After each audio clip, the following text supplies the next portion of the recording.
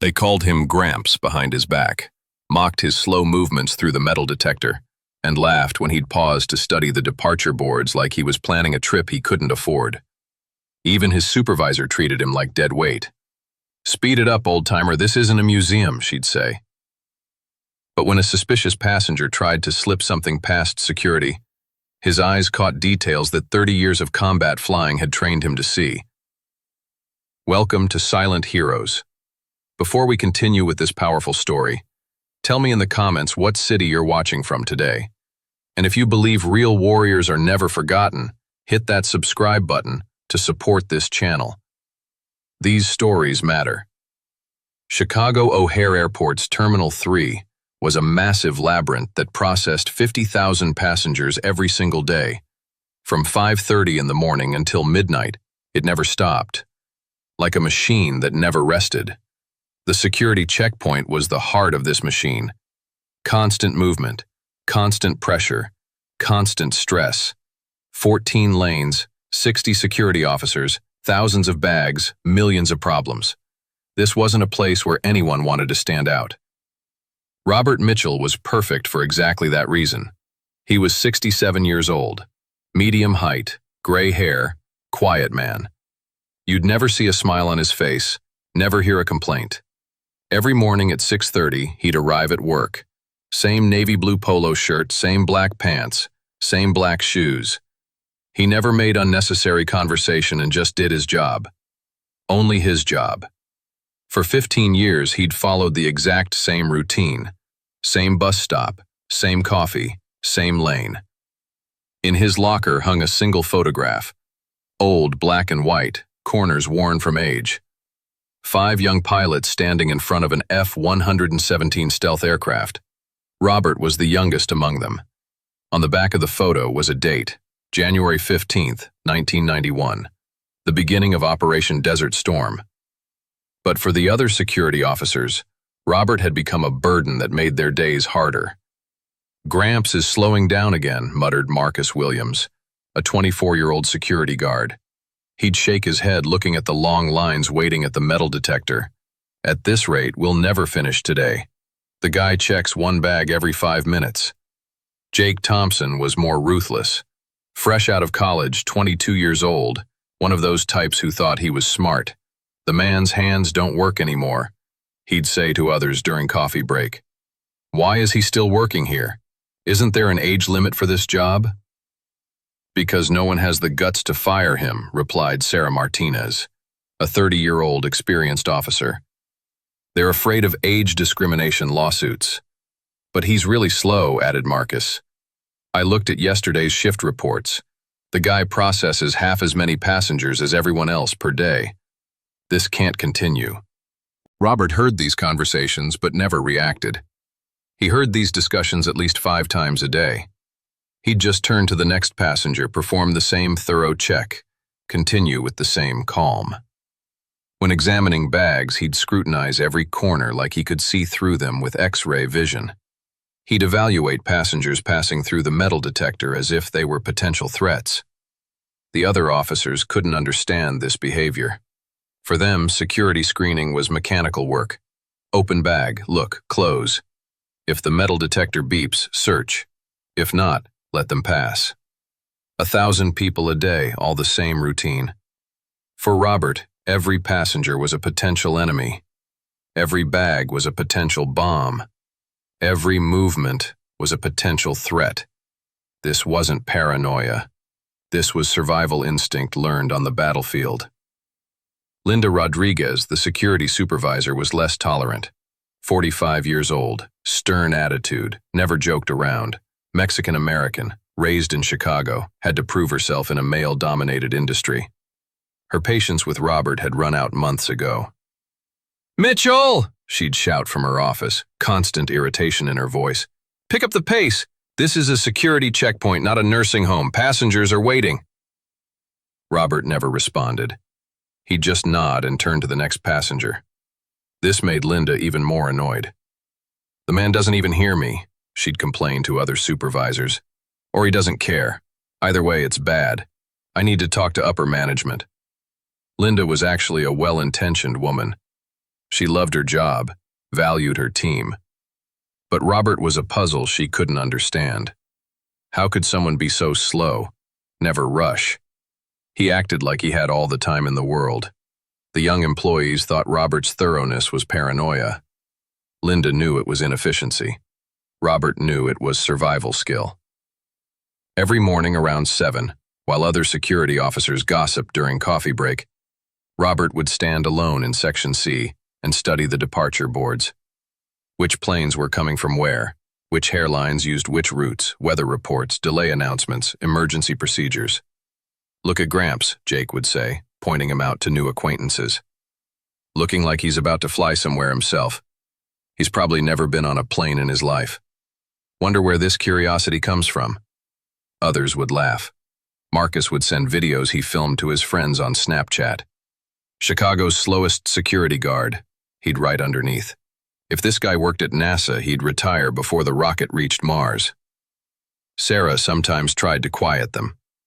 "Show respect for elders," she'd say. "Maybe he's just trying to be careful." "Being careful is one thing, being slow as an animal is another," Jake would reply. Robert heard but never reacted. What they didn't know was that Robert wasn't looking for flight information on those departure boards. He was looking for air traffic control patterns. Which planes were delayed, which corridors were busy, how emergency procedures worked. This information had been his job 30 years ago, his life. Because Robert Mitchell's story lay much deeper. In 1991, during the darkest nights of the Gulf War, Robert was known by a different name, Colonel Mitchell, one of the youngest pilots of the 352nd Fighter Squadron. He was in control of the F-117 Nighthawk stealth aircraft. He was flying one of the world's most secret, most deadly war machines. The F-117 was a miracle for its time, invisible to radar, silent, lethal. The person sitting in the pilot's seat was one of the world's most elite warriors. Only the best could fly this aircraft, and Robert was one of the best. "Alpha Hawk, you're entering Baghdad airspace," air traffic control would say over the radio. "Enemy radar activity minimal. We're giving you green light." "Alpha Hawk, roger," Robert would respond. "Target in sight. Laser guidance active." Below in the dark city, people were sleeping. Children, families, innocent people. But somewhere among them were military targets too. Robert's mission was to destroy those targets, without civilian casualties, with perfect precision. "Bombs away," Robert would say with cold professionalism. "Target destroyed, returning to base." Back then, speed was life. He had to make decisions within seconds. One wrong move, one delay meant death. Not just his own, but his team's too. When he had control of the aircraft, he was making life and death decisions about the targets below. But after the war ended, when Robert returned home, that cold composure had left him. He couldn't sleep at night, couldn't concentrate during the day. In his dreams, he still saw those nights, dropping the bombs, watching targets go up in flames, hearing the last screams over the radio. "PTSD," the military psychologist had said. "Post-traumatic stress disorder. Very normal, Colonel, what you saw, what you did. The human brain struggles to process these things." "How does it go away?" Robert had asked. "Time. And acceptance. You didn't do anything wrong, you did your duty. But I'm still responsible for death." "No, war is responsible." "You should consider retirement, Colonel," the psychologist had said, closing his file. "You've completed your mission successfully. It's time to rest." And Robert had taken off his uniform 30 years ago, but he'd never truly retired, because the responsibility to protect his country never ended. Now here at Chicago O'Hare, he was fighting a different war, quieter, less visible, but still a war, against terror, against evil, against threats. On a Thursday morning, Terminal 3 had its usual crowd, business travelers in suits, families going on vacation, college kids, elderly couples. Everyone was in a hurry. Everyone just wanted to get through routine security screening and get on with their lives. None of them knew how close danger really was. Robert had taken his position at Lane 7, waiting for the first passenger flow. 7:30 in the morning. The busiest hours were about to begin. He'd finished his coffee, checked the security equipment, was ready. Linda came out of her office and walked straight toward him. There was a determined expression on her face. She'd been planning this conversation for days. She had a file in her hand. Robert's performance file. "Mitchell," she said, crossing her arms. Her voice came out official but harsh. "I read last night's shift report. The number of passengers going through your lane is half of everyone else's. This can't continue."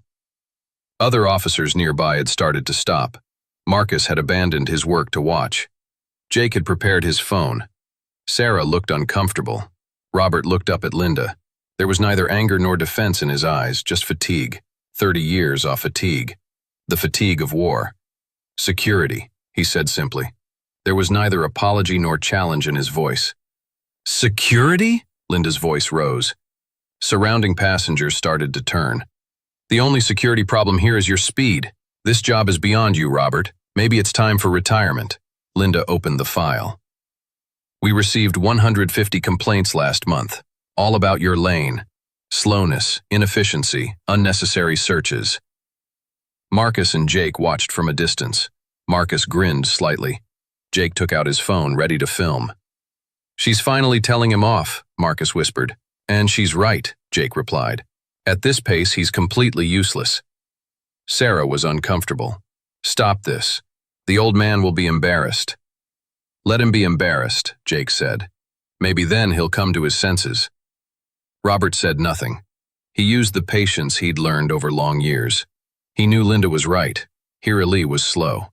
They really were getting complaints. But he knew something else too. Danger was real and close. He just nodded and turned to the next passenger.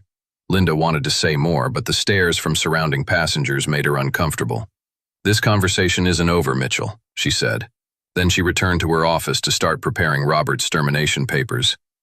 That passenger was Kevin Murphy, 40 years old, medium height, nervous-looking man. He had a reservation on a United Airlines flight from Chicago to Los Angeles, 9:30 departure. His bag was a bit too heavy and he'd been sweating as he passed through the metal detector. His hand was shaking. His eyes were constantly scanning the area. Kevin Murphy wasn't his real name. His real name was Ahmed al-Rashid.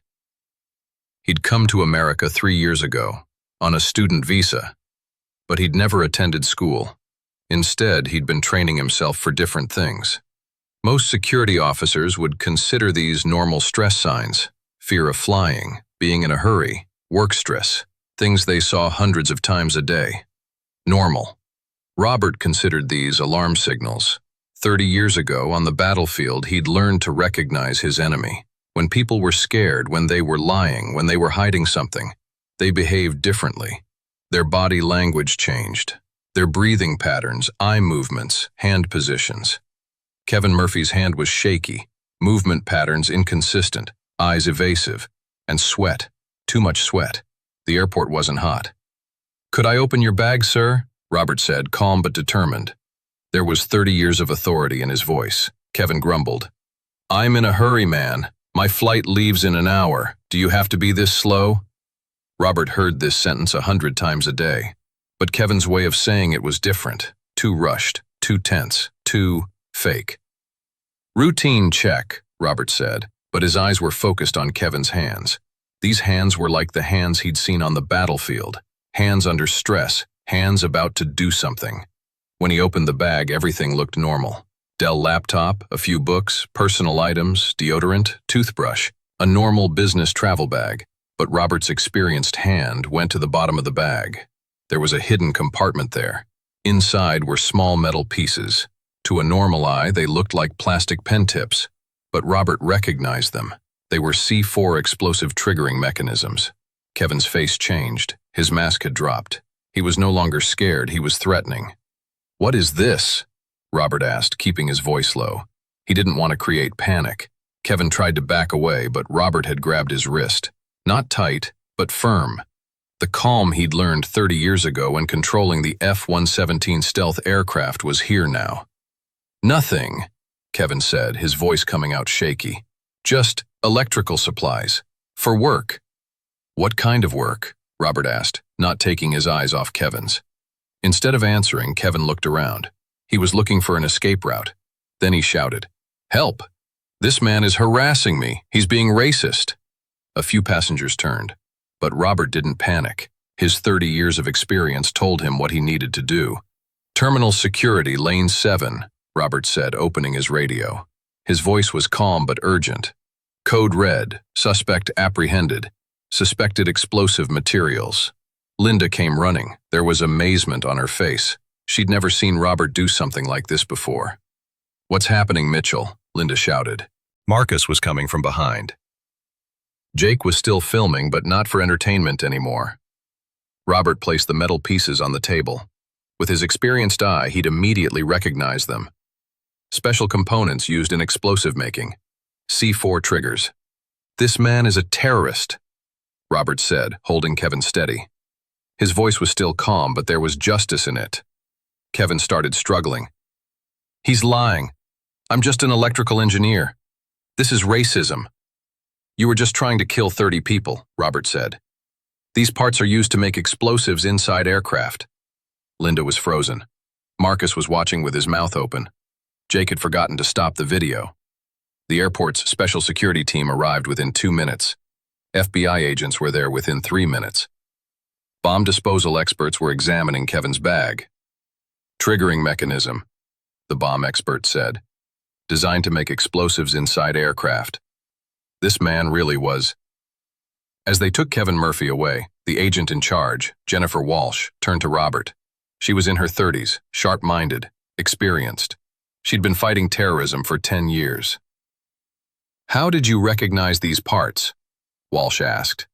Her voice was curious, not suspicious. Robert hesitated. He was about to say something he hadn't told anyone for 30 years. "Because I've used them before," he said. "In war." Walsh frowned. "Which war?"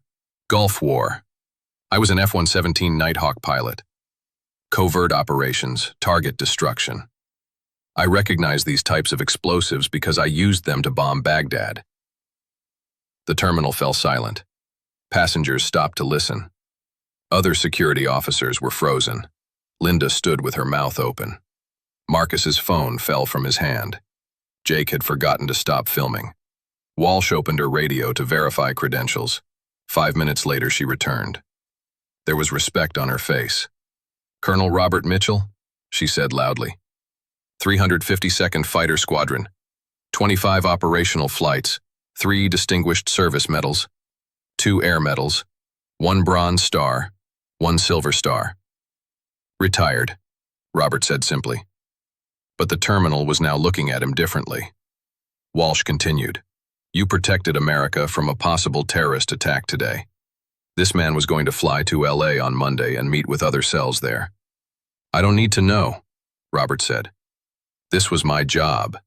"He wasn't even in our intelligence reports," Walsh said. "How did you spot him?"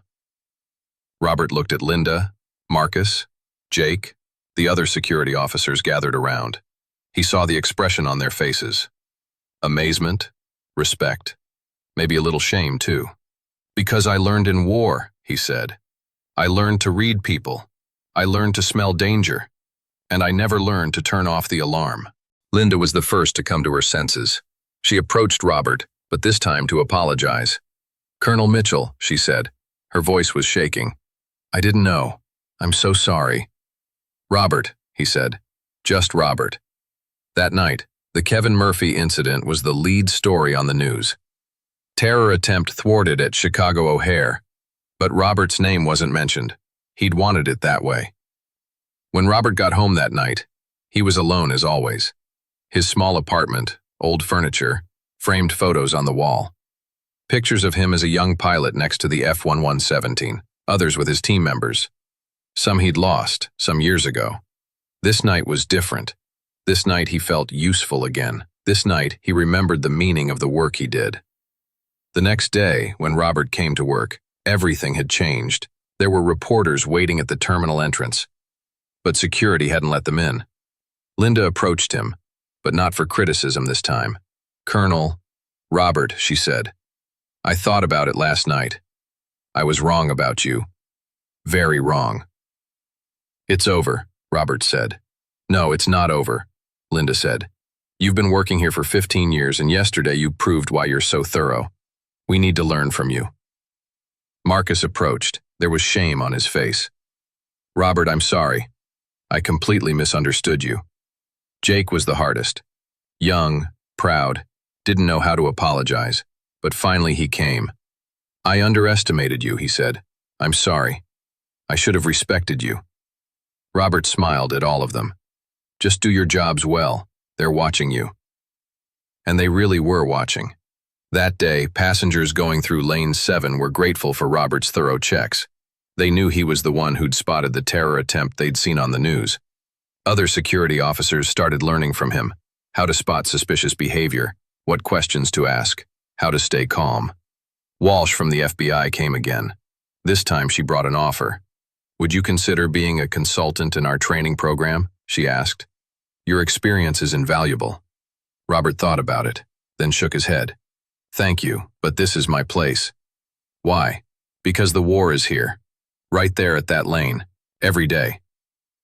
Months passed. Robert's story became legend at the airport. They taught new security officers his methods, being thorough, being patient, being observant. And Robert continued coming to work every morning at 6:30. Same navy blue polo shirt, same calm, same attention. But no one called him Gramps anymore. No one made fun of him anymore. Because they had learned. Real heroes don't always wear uniforms. Sometimes they work as security guards at airports too. And they continue protecting their country. Quietly, proudly, forever. Now I ask you, have you ever met someone like Robert? Someone overlooked by the world but who changed lives? Write their names in the comments. Because at Silent Heroes, we honor people who deserve respect, not recognition.